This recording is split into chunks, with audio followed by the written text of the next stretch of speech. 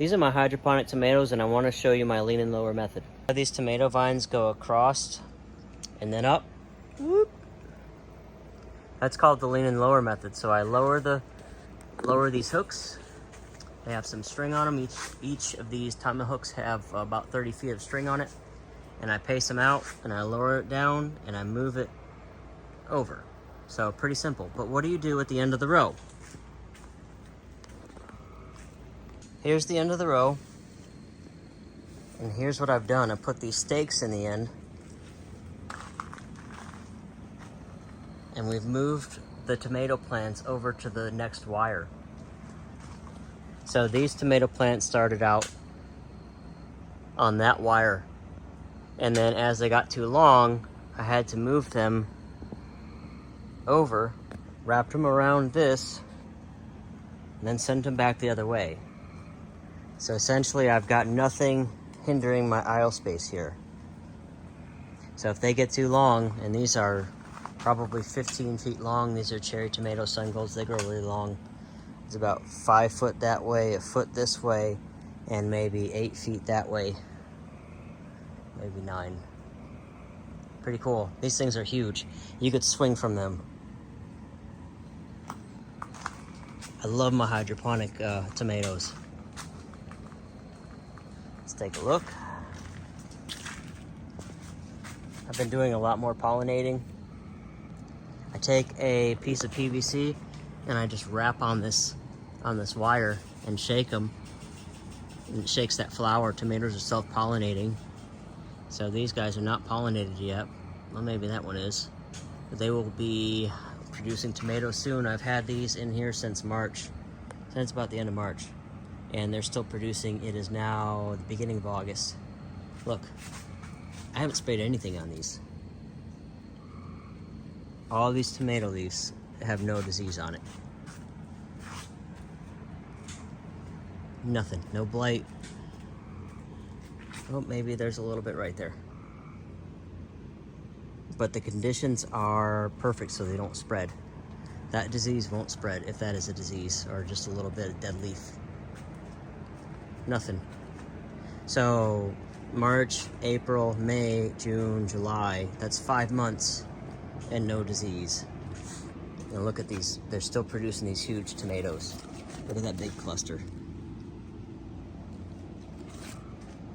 This is probably my 3rd video on this greenhouse, and I just, I love it. This is the most successful I've been. This is the 2nd year using these slabs, the same exact slabs.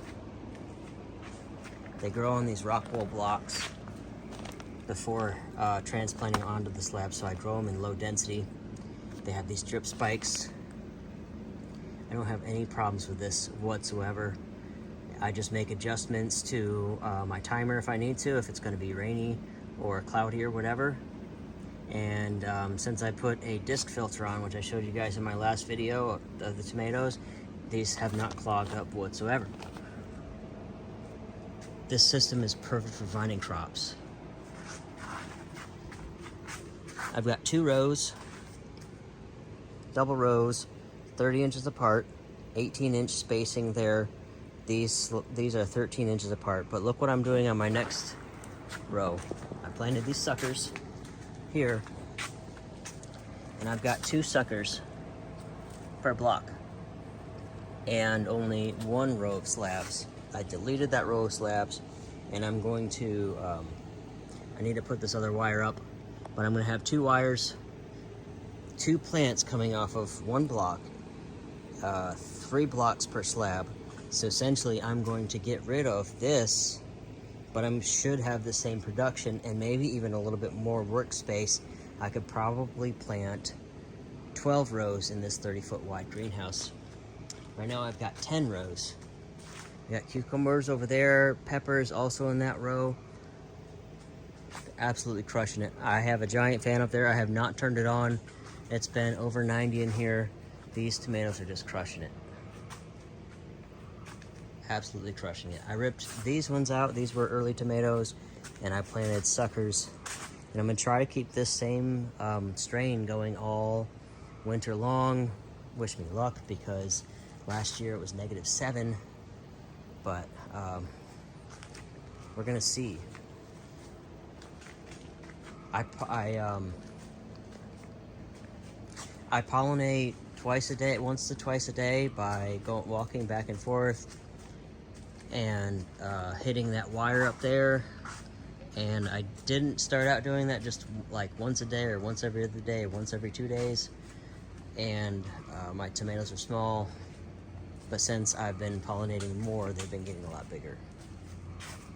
Cherries, I have 100 plants. I've been getting about 40 to 50 pounds a week.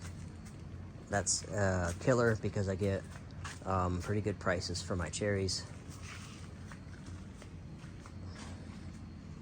A little bit more labor. This variety here is Big Dana. And then my other variety over here is Trust. They're both greenhouse tomatoes. I just love looking at them.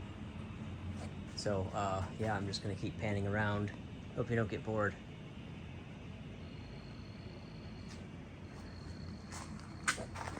This is how I fertilize my system. It's pretty much just minerals.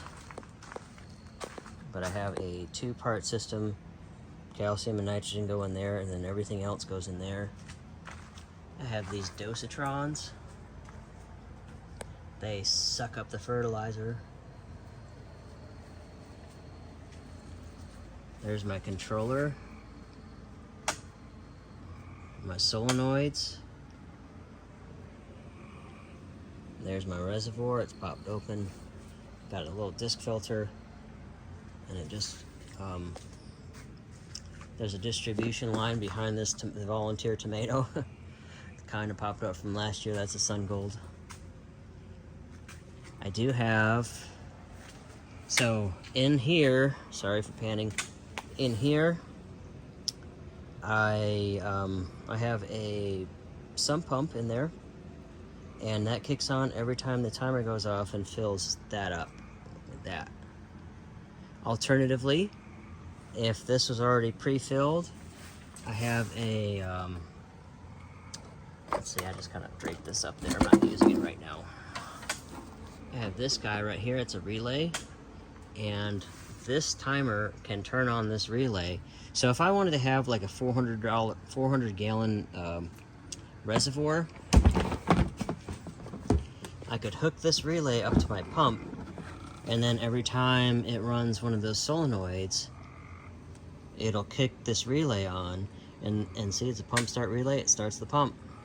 And then so I could have a relay for every single one of these rows. Oop, pan, come on. There you go.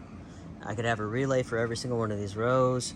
I could put rows out in the field back here, and I'll run it off of the same system using that relay. I could just have as many of these essentially as I wanted, so I got space and time and everything else.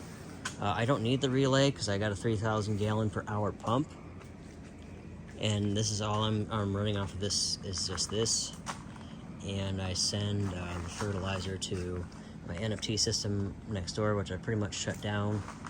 I'm not really using it too much right now. I've got basil and kale in there now. I've been basically growing all of my lettuce in a deep water culture system next door.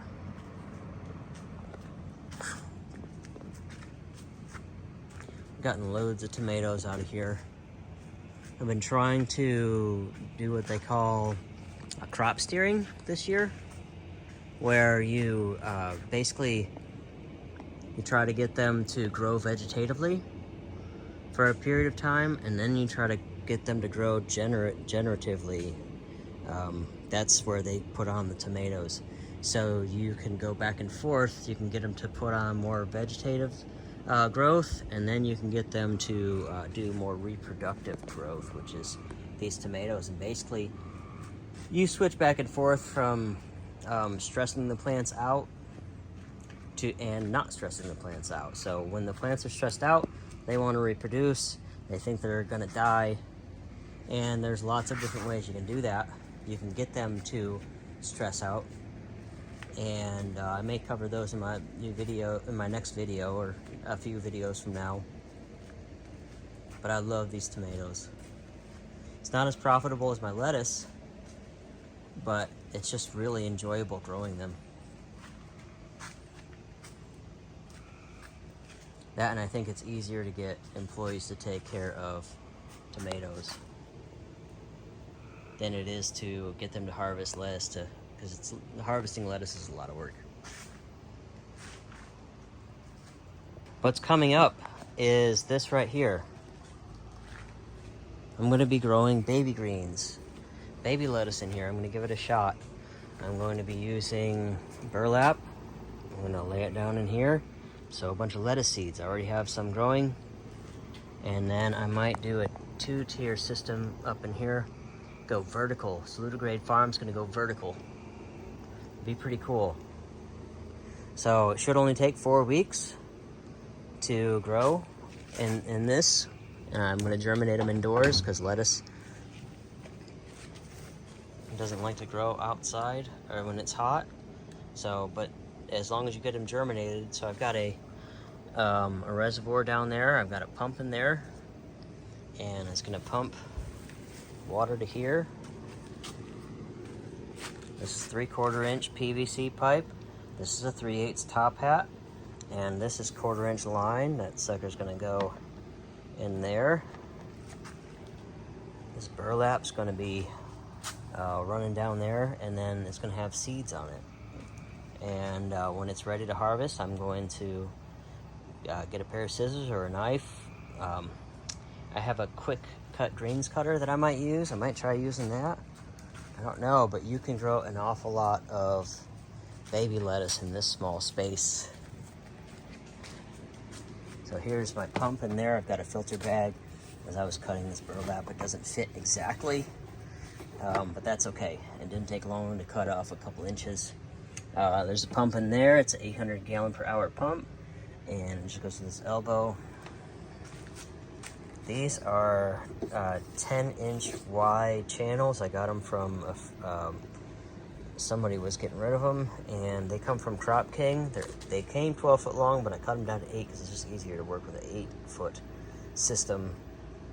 And like I said, I'm going to try to do a double-decker in this small space here. This is 32 square feet, pretty much.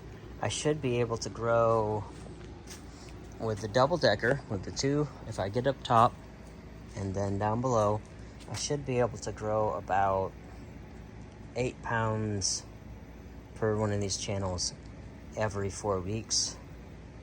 So I can't do the math right now, but I think it equates to being like 15 pounds a week.